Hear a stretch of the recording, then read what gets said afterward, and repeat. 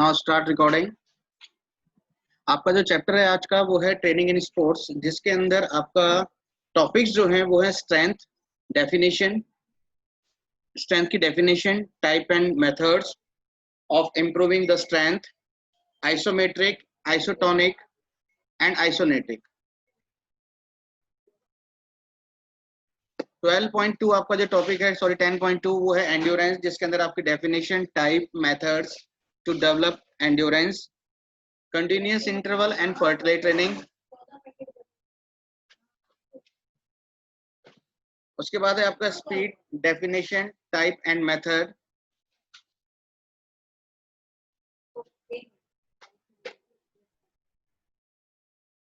To develop the endurance, continuous interval and fertility training, speed definition, type and methods to develop speed, acceleration, run and pace run. Then flexibility है, उसके बाद coordination ability है। इसके बाद आपका यहाँ से हम स्टार्ट करते हैं chapter.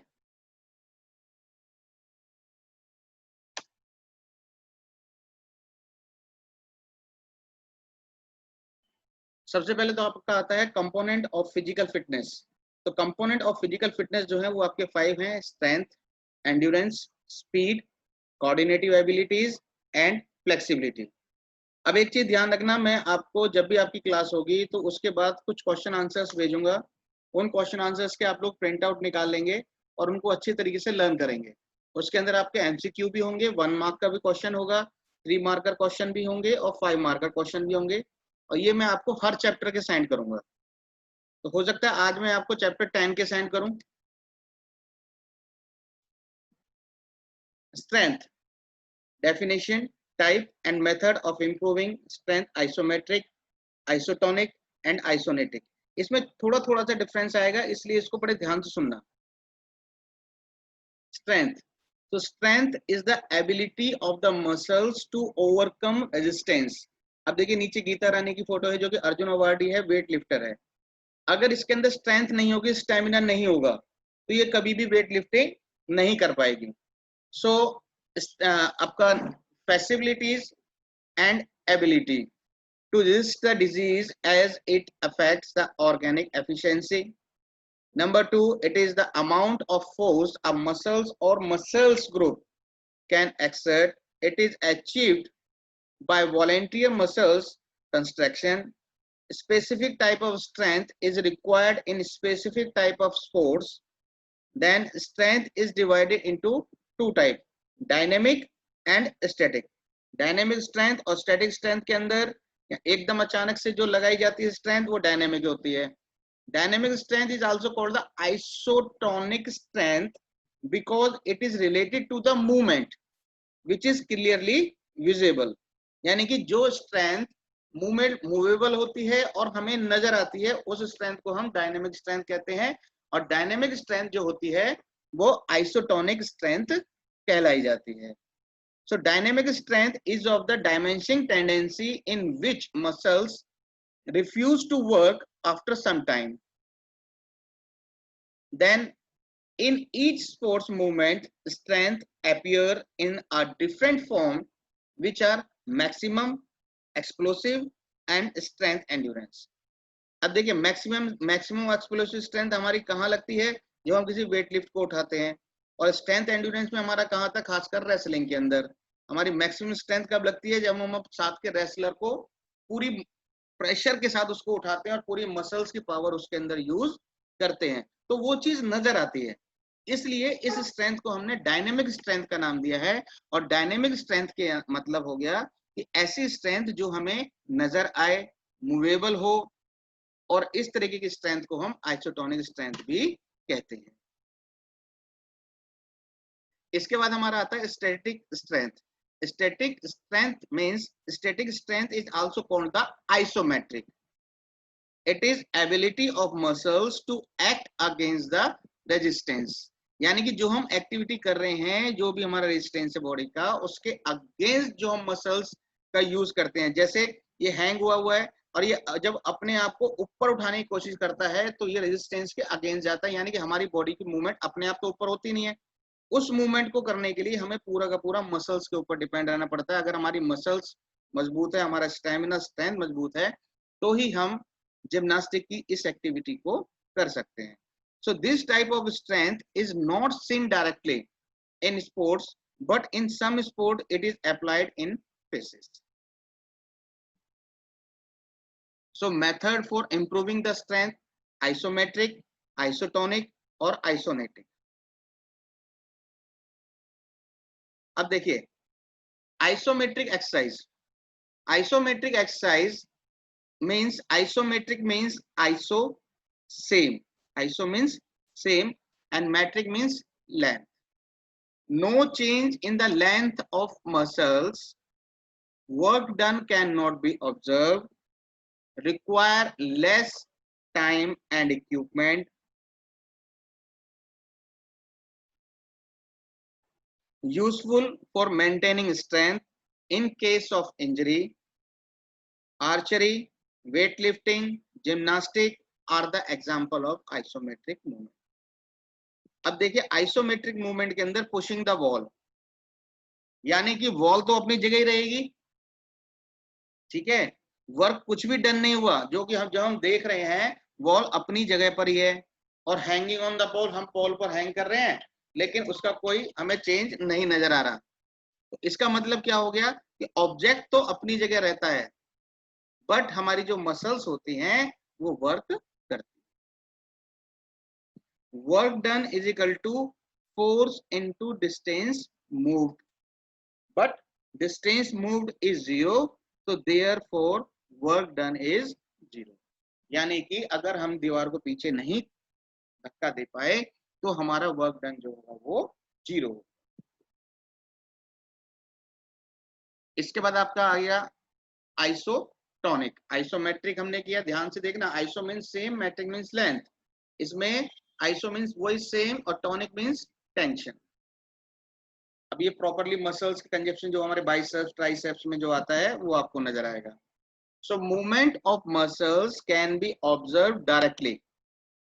Lengthening and shortening of muscles can be seen and called the asynetic contraction and concentric constriction. देखिए आप इसमें ध्यान से देखिए, जब इसने अपने बाजू को फोल्ड किया है एक वेट को लेकर अपने शोल्डर की तरफ गया है, तो ऑटोमेटिकली जो, ध्यान से देखो मैं प्रेशर के थ्रू दिखाता हूँ, ये इसकी जो ये वेन्स हैं ये ऊपर की तरफ अपलिफ्ट होती हैं, जिससे कि इसकी टाइट होती है और इनके अंदर टेंशन पैदा होती है। सेकंड को ध्यान से देखो, जब ये डाउन के नीचे की तरफ जाता है तो ये रिलीज करता है इसको, समझ आ रही है, सेम मतलब पहले जैसी हो जाती है, और इसके अंदर आते ही ये कंसंट्रेटिक हो जाती है और ये रिलीज कर जाती है। तो length and shortening of muscles can be seen and called the eccentric constriction and constriction contraction. When we throw a ball, jump, run, weight training, these type of contraction occurs. Exercise can be done with equipment or without equipment, increasing the flexibility and length of the muscles and are good for conditioning in sports. अब ये देखिए isotonic और isometric, ध्यान से देखना बेटा इसको। हमने इसमें बॉल को पकड़ा हुआ है, ठीक है, और इस सेकंड पार्ट में जो बॉल है, बॉल को लेकर हम पीछे की तरफ जा रहे हैं, तो आप देखेंगे इसकी जो मूवमेंट है उसके अंदर फर्क पड़ता है। ये ऊपर की तरफ जाएगी तो ऑटोमेटिकली ये क्लोज होगी और ये वाला पार्ट जो है ये ऊपर की तरफ उठेगा, ठीक है, ये देखिए ये वाला पार्ट ऊपर की तरफ उठेगा। इसके बाद इसके अंदर ये रिलैक्स मोड में है, लेकिन जैसे ही हम इसको अपने बाजू को फोल्ड करना शुरू करते हैं तो ये कंट्रास्टिंग वे के अंदर आ जाती है। देखिए ऑटोमेटिकली इसके अंदर आपको ये मूवमेंट होती हुई नजर आ रही होगी, और इसके अंदर देखिए सेम का सेम है, लेकिन हमारी जो मूवमेंट है उसके बहुत फर्क पड़ता है। इसके बाद हमारा आता है isonetic exercise. Isonetic means same and netic means motion.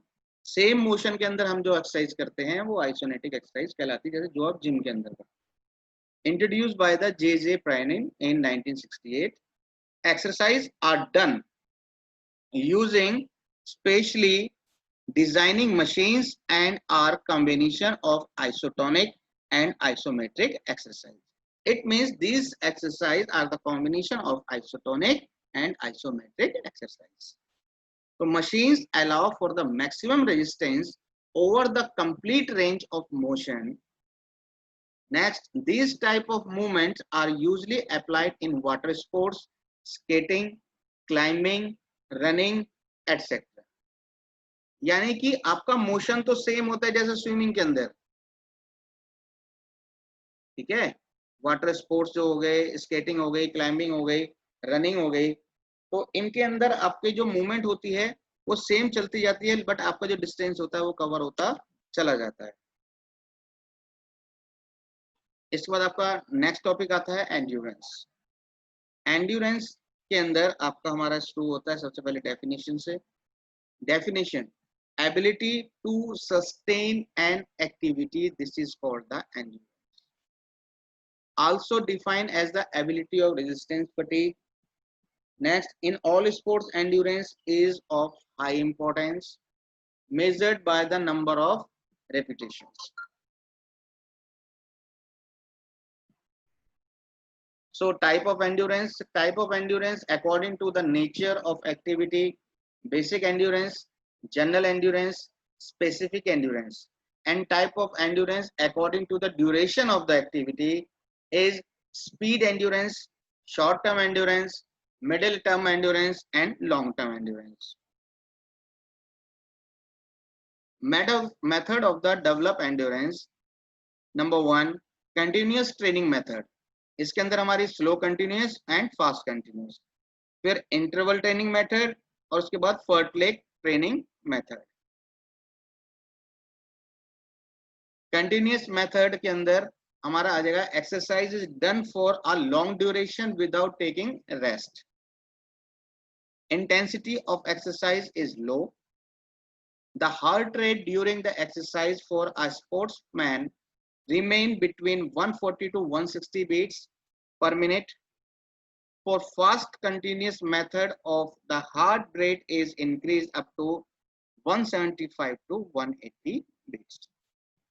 देखिए, एक स्पोर्ट्समैन की हार्ट बीट नॉर्मल पर्सन के हार्ट बीट के कंपेरेटिवली डिफरेंस पाएगा। इसके बाद हमारा आता है इंटरवल मेथड। इंटरवल मेथड के अंदर very effective for the developing endurance for track runners. Intervals are given to the athlete in between the repetition for complete recovery.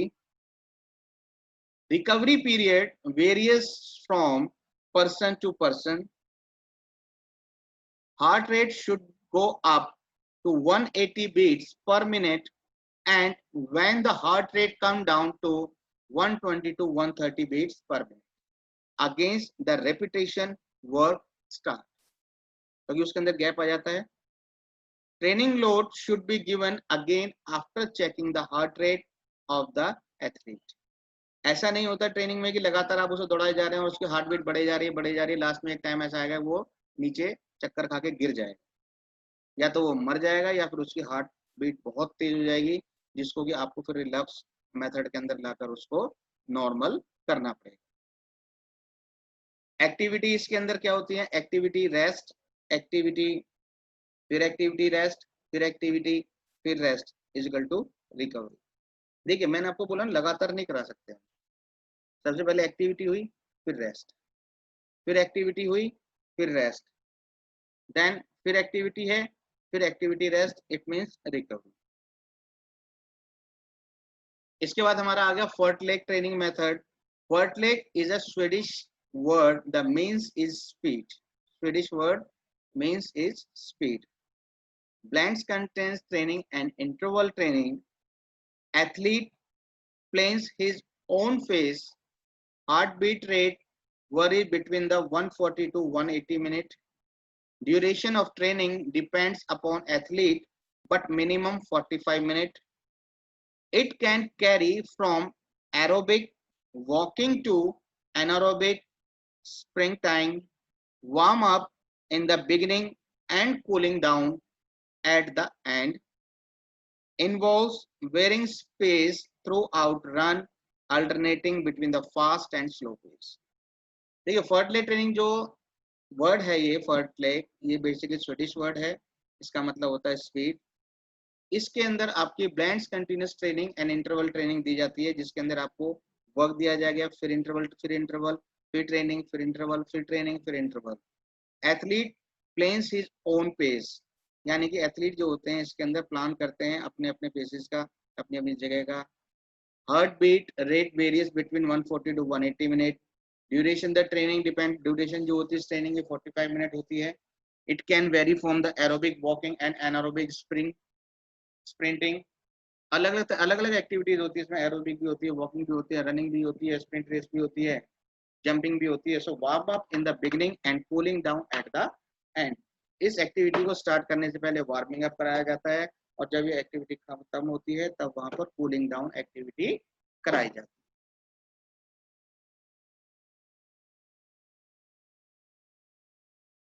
Involves varying space throughout run, alternating between fast and slow pace.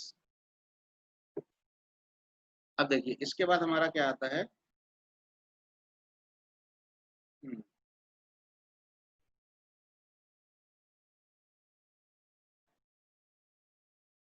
Continuous training method, disadvantages और advantages.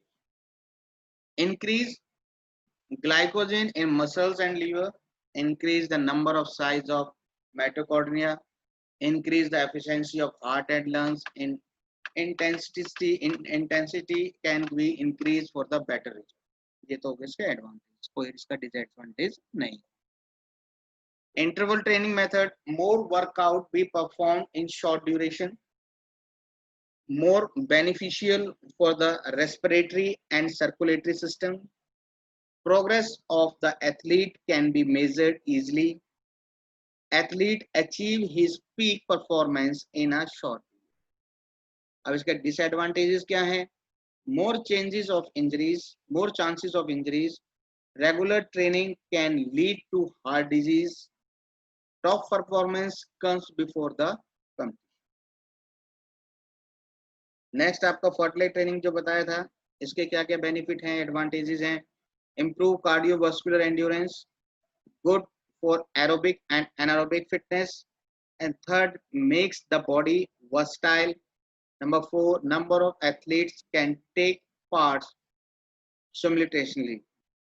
Disadvantages क्या हैं? difficult to judge the trainees effort, may cause accidents, appropriate check on trainees cannot be mentioned.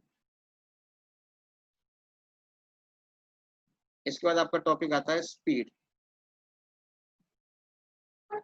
Speed की define, it is the ability or capacity of an individual to perform a movement of the same pattern at faster rate.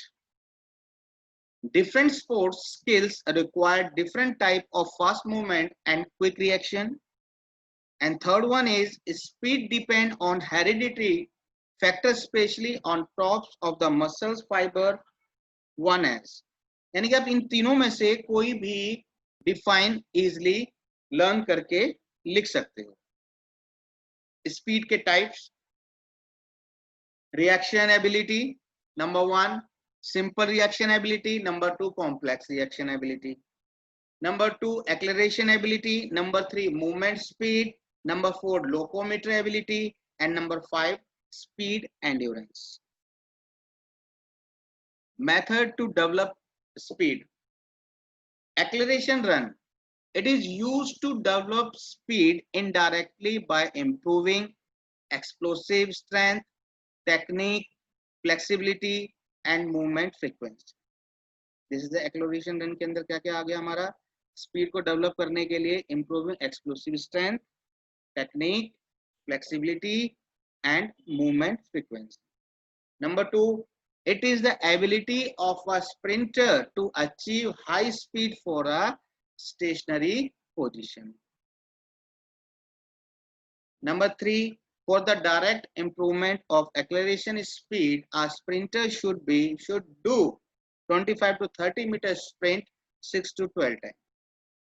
This is the best method to increase the speed for the athlete. The maximum speed should be achieved within 5 to 6 seconds. Sufficient interval should be provided between the repetition. यानी कि इस तरीके की जब हम activity करते हैं जिसके अंदर हमारे को 25 से 30 मीटर की स्प्रिंट भागनी है 6 से 12 टाइम्स और उसको बहुत अच्छा करना है, उसमें इंक्रीज करना है 5 टू 6 सेकंड का, तो इस तरीके की ट्रेनिंग के अंदर हम लोगों को एक रेस्ट पीरियड का भी लेकर चलना चाहिए, यानी कि इंटरवल ट्रेनिंग के बीच में लेकर चलना चाहिए। इसके बाद हमारा आ गया pace run. So pace run means running the whole distance with the constant speed, यानी कि एक ही स्पीड से पूरे डिस्टेंस को जो कवर किया जाता है वो हमारा कंस्टेंट स्पीड कहलाती है। Generally 800 meter and above races are including in pace race. An athlete can run the distance 100 meter at full speed, but in longer race such as 800 meter or above, he must reserve his energy by reducing the speed.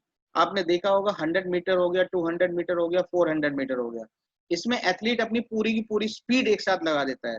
But high distance race जो होती है 800 metre हो गया या उससे above हो गई, उसमें एथलीट अपने एनर्जी को बचाकर रखता है जिससे कि लास्ट मोमेंट पर वो अपनी स्पीड को इंक्रीज कर सके। नेक्स्ट है आपका 4 pace run training in athlete should run at maximum steady speed for a distance which is 10 to 20% more than the racing distance of the event he is preparing for। यानी कि pace run की training जो होती है athletes के लिए maximum steady speed को लिए होती है जिसके अंदर 10 to 20% वो इंक्रीज कर सकता है रेसिंग डिस्टेंस में। अब हमारा आता है फ्लेक्सिबिलिटी। तो डेफिनेशन फ्लेक्सिबिलिटी की,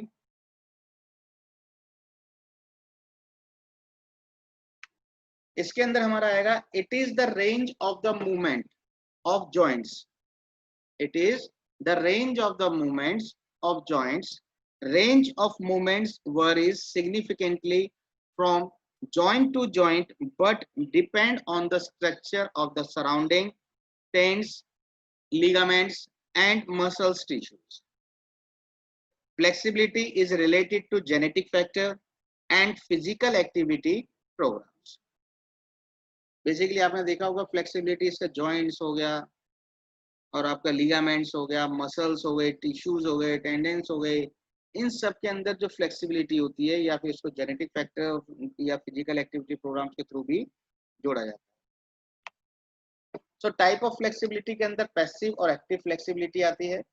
पैसिव फ्लेक्सिबिलिटी के अंदर ability to stretch more with external help, यानी कि आप बाहरी मदद के द्वारा अपनी बॉडी को जितना स्ट्रेच करते हैं वो पैसिव फ्लेक्सिबिलिटी कहलाती है। It is always more than the active flexibility. Active flexibility, ability to the movement for a longer distance without external help, divided, यानी कि इन जो एक्सटर्नल हेल्प के बिना हम जितनी ज्यादा से ज्यादा अपनी फ्लेक्सिबिलिटी कर सकते हैं वो एक्टिव फ्लेक्सिबिलिटी कहलाती है। ये दो तरीके की होती है, स्टैटिक फ्लेक्सिबिलिटी और डायनेमिक फ्लेक्सिबिलिटी। स्टैटिक फ्लेक्सिबिलिटी के अंदर हमारा क्या आ गया, diving, starting position in many sports जैसे एथलेटिक के अंदर, रनिंग पोजीशन, स्टांस अलग अलग गेम का। Dynamic flexibility individual in motion जैसे कि आपका जिम्नास्टिक के अंदर दिखा रहा है। इंप्रूव द फ्लेक्सिबिलिटी, योगा के अंदर बहुत पावर है बेटा, मैं फिर बता रहा हूँ योगा जरूर करो अगर आपको अपनी फ्लेक्सिबिलिटी को बहुत अच्छा करना है। Ballistic method, static stretching method, dynamic stretching method, उसके बाद आपका आ गया proprioceptive nuclear muscular facilitation technique.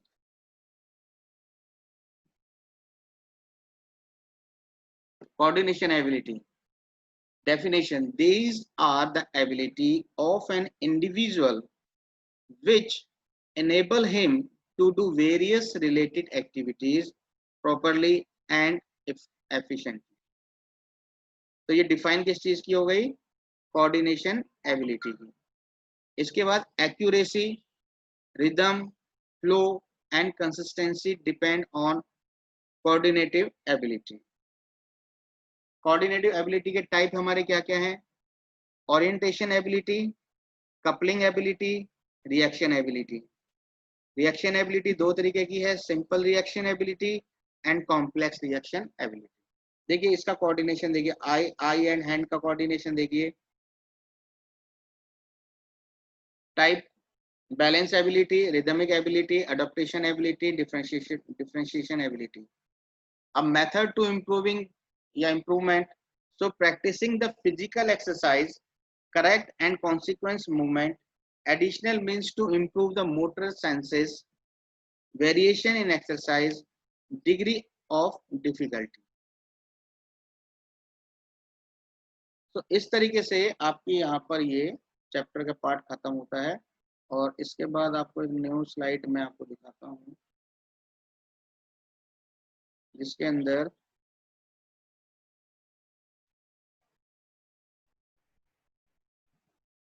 जो आपके क्वेश्चन आंसर की मैं बात कर रहा था, देखिए इस तरीके से आएंगे। ये सारे ही चैप्टर्स के मैं अलग अलग आपको निकाले हैं आप लोगों के लिए।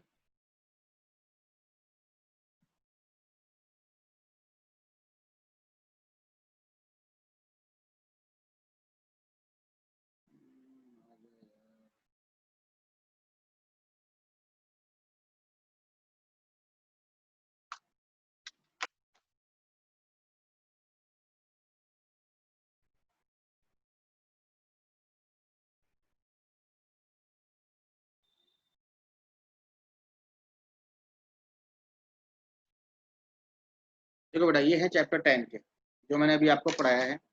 Which of the following is not a type of strength? Minimum, maximum, explosive और स्ट्रेंथ एंड्योरेंस। तो your answer is minimum strength. इसी तरीके से हर क्वेश्चन के मैंने इसके अंदर आपको आंसर दिए हैं।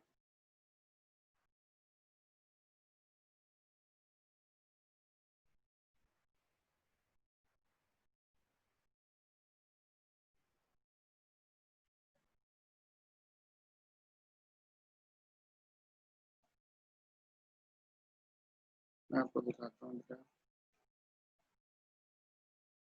लगभग हर चैप्टर के मैं इसमें आपको दूंगा। ये देखिए, ये सारे आपके लॉन्ग क्वेश्चन हैं 5 मार्क्स के। Right in detail about the strength, improving the method of isometric, isotonic और आइसोनेटिक। जब आप इसको पढ़ेंगे तो आपको इसके एडवांटेज डिसएडवांटेज सबके ये क्लियर होते चले जाएंगे। हर एक किस्म में मैंने दिए हैं, देखिए ध्यान से। ये आइसोमेट्रिक एक्सरसाइज वही सेम जो आपको बताया गया था। Iso means constant and metric means length, या सेम भी लिख सकते हैं आप इसको। As isometric construction occur when there is tension no on muscles. अब इसके एडवांटेज ये हैं, डिसएडवांटेज ये हैं। उसी तरीके से आइसोटोनिक को एक्सप्लेन किया है, तो उसके एडवांटेज और डिसएडवांटेज हैं। आइसोनेटिक को किया। तो क्वेश्चन आंसर्स के अंदर आपकी बुक के जितने भी टॉपिक हैं, लगभग हर एक के ऊपर मैंने क्वेश्चन बनाकर इसके अंदर डाला है, जिसमें कि मैं आपको ये सारी की सारी चीजें आपको आपके ग्रुप के अंदर सेंड, जो आपका फिजिकल का ग्रुप है उसके अंदर मैं आपको ये सारा सेंड कर दूंगा। और धीरे धीरे हर चैप्टर का बेटा आप लोग करते चले जाइए, और कोशिश मेरी ये रहेगी हर चैप्टर के मैं आपको लगातार सेंड करता चला जाऊँ, जिससे आपको लर्न करने में भी आसानी होगी, उसको पढ़ने में भी आसानी होगी। एक बार इन क्वेश्चन आंसरों को पढ़ लोगे तो चैप्टर को समझने में भी बहुत आसानी होगी। मैंने आप लोगों को बुक की पीडीएफ भेजी हुई है बेटा, जिसने बुक नहीं ली है प्लीज मार्केट से बुक परचेज कर लीजिए और अपने प्रैक्टिकल फाइल का वर्क कंप्लीट करिए। खाली 2 बच्चों की मेरे पास फाइल आई है, नेहा यादव, नमन दीक्षित। इसके अलावा किसी की भी फाइल नहीं आई है। आप लोगों ने जो फिजिकल का पेपर किया है, आप अपने पेपर को पंच करिए और मेरे को स्कूल के अंदर सबमिट कीजिए, जिससे कि मैं उसे चेक कर सकूं। समझ आ रही है मेरी बात? इसलिए मैं आप लोगों को फिर समझा रहा हूँ कि प्लीज ये सारे काम शुरू कर दीजिए।